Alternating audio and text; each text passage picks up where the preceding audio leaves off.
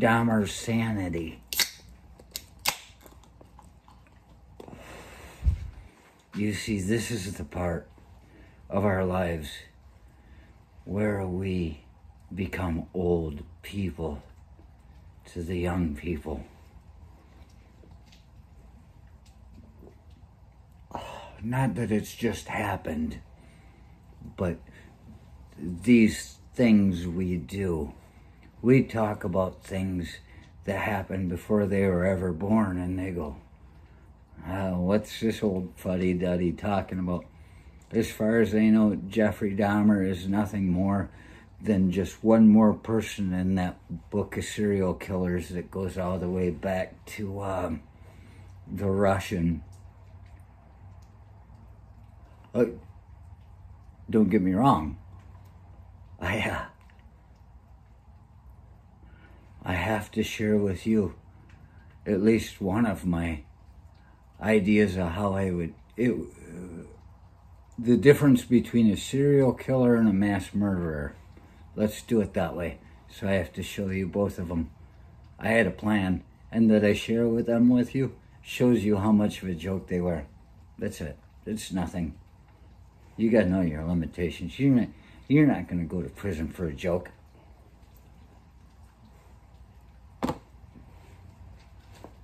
The Snapple serial killer.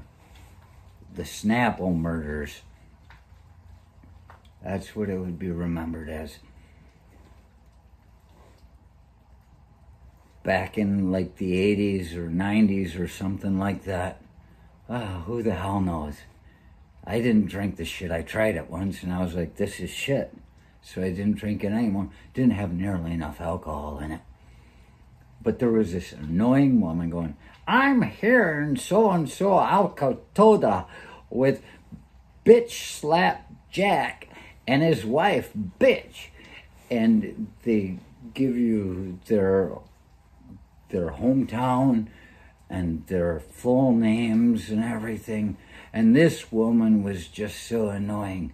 And I said, wow, if I were ever to become a serial killer, this would be fun. You know, serial killers always like to have their little mysteries and their connection with cops just so they can feel better about themselves the longer it takes to get caught. But they get caught. You know, they get caught, most of them. And everybody thinks they're smarter than everybody else. The truth is, when you've got everybody else against one person that thinks he's smart, they can put the pieces together. So you just don't fuck around. Isn't it nice to be able to stand in the studio in a place where, a world where you can't even smoke in the bar. Next place they're going to take our cigarettes away is a studio, and who's going to be the problem? Me. They're going to go, that guy, he just seems to enjoy himself way too much.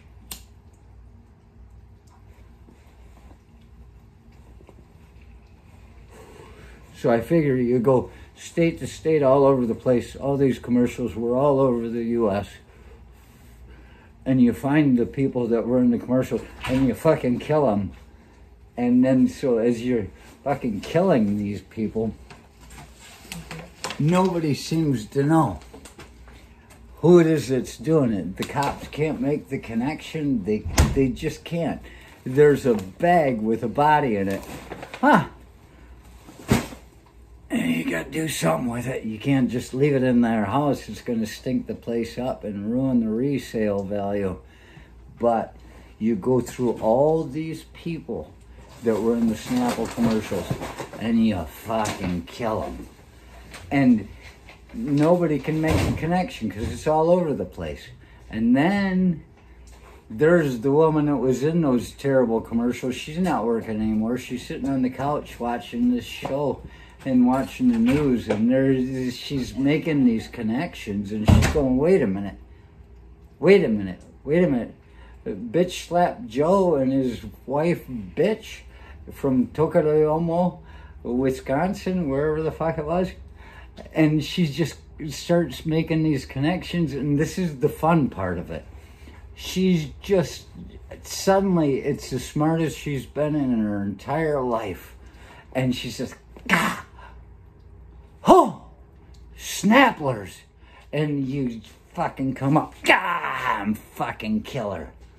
Just as she figures it out. And then you go do whatever you're going to do. You go on with your life. You run a room with the Zodiac Killer and this other guy.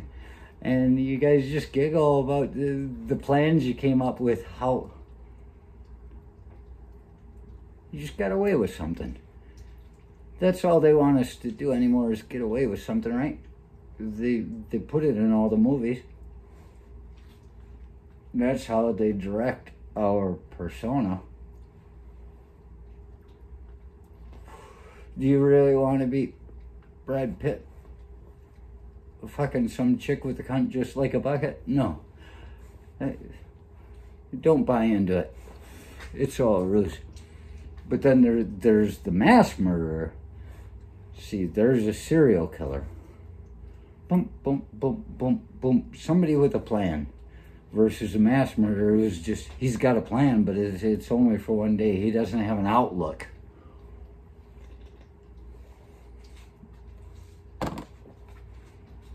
You've got those Kentucky Fried Chicken commercials that were going on way back then before it even became KFC. I think before 1984 got a hold of KFC, Kentucky Fried Chicken. And I'm Russ Bueller here in Lake Edna, wherever the hell it was. And he'd be doing a commercial, and the mass murderer thing comes in while they're doing a commercial and says, pop, pop, pop, pop, pop, pop, pop, pop, pop, pop, pop, pop, kills everybody but the goddamn cameraman. He's going, ah, and down you go. Right at the end, you pick up a drumstick and you go, ah, ah. Now that's some good bird. That's a good mass murderer idea right there. If you didn't mind spending the rest of your life in prison. I mean, there's a serious thing, you know. How much is it worth? Is it worth a joke? Is it worth a joke? Giving up your whole life? Not for me. So Dahmer's Sanity. Talking about Jeffrey Dahmer here, and they wanted to try him as criminally insane. He wasn't insane. He knew exactly what he was doing. I had a dream once. It had Oprah Winfrey and Bernadette Peters and Jeffrey Dahmer and my dad and a skull and a tarantula. But I was at Jeffrey Dahmer's apartment, and we were just talking. I was just talking to him, and he kept getting closer and closer and closer to me. And I'm like, we were supposed to be on even ground here, you know. There was not supposed to be, it was like leave your weapons at the door type of thing. We're just talking now. And he kept getting it, and I get kicked back, and then he got a throw pillow off the couch, and he was pushing it against my face, and I was trying to fight him back. I'm trying to fight him back, and he was just so strong. It's I guess that's how you'd feel in a situation right before you died. To a murderer, it was the idea that I didn't see this coming, and he was so strong. And finally, I was able to push, and he was just totally deadpan the whole time. I pushed the pillow away, and I went in, and I said, ah! And I bit him right there in the throat, right around, and tore his larynx out, his voice box, and he was like, ah, ah, and there's blood spurting, and I said, pah! I spit it into my hand, his voice box, and it was sitting there, and it just went like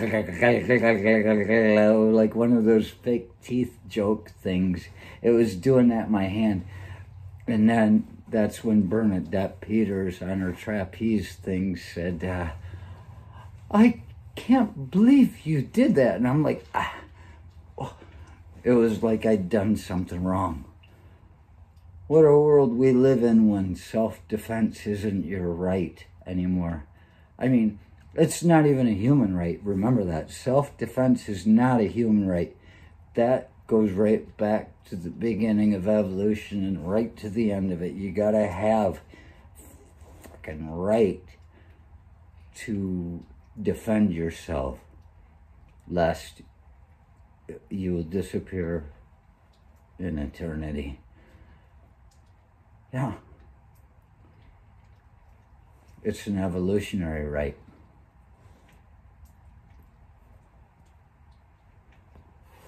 So I know from this dream how dangerous Dahmer is. And it just makes me think about, this is going to be a terrible thing to say. People may be offended, but this is the way I see it. They said he was gay, he was going to gay bars and picking up young Filipino boys and things like that. I don't think he was gay at all. He knew exactly what he was doing. He knew that there were people out here that nobody fucking cared about. Nobody cared about them surviving. Nobody cared about their well-being. Every one of these people that didn't care about this person in this gay bar just trying to find somebody to love, they didn't care about him any more than Dahmer did. They wanted to forget him. Dahmer wanted to eat them and keep them forever. But he chose these places because, well, these people are vulnerable and nobody cares about them. It was easy to lure somebody out.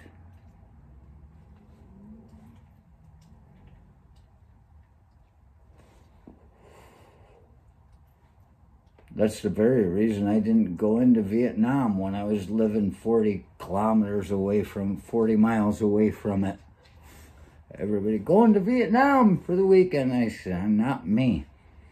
Because I know. You got to be careful what you joke about lest you become it.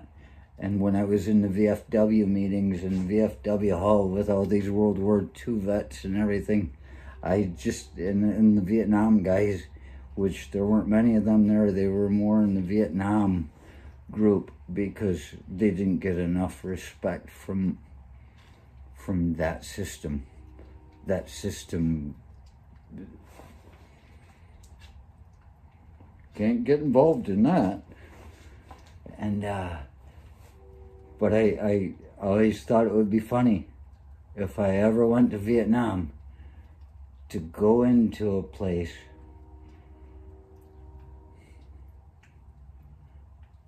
and lure somebody into the alley so that I fucking kill them. And then in the next VFW meeting, people talking about the people they killed in Vietnam, and I'll say, I remember this guy I killed in Vietnam. And they say, you were in Vietnam, which I have been accused of before. And I say, no. You fought in Vietnam? And I say, no.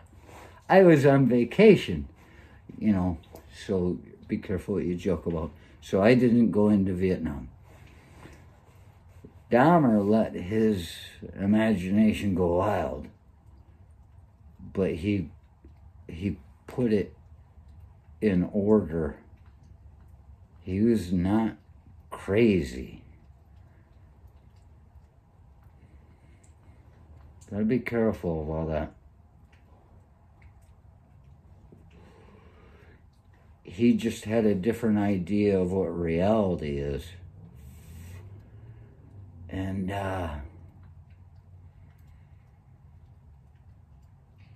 people like to call him crazy, and if they do that, they're putting themselves in danger evermore.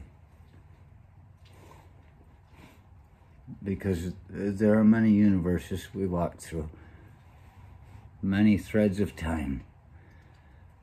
And that guy getting his first kill at 16 and tricking a cop from not knowing that he had his buddy dead in the trunk that joined the military as an army medic with hopes of being able to cut somebody up. Well, he wasn't crazy. He had a plan. His plan was better than mine. You don't see me working as an architectural engineer.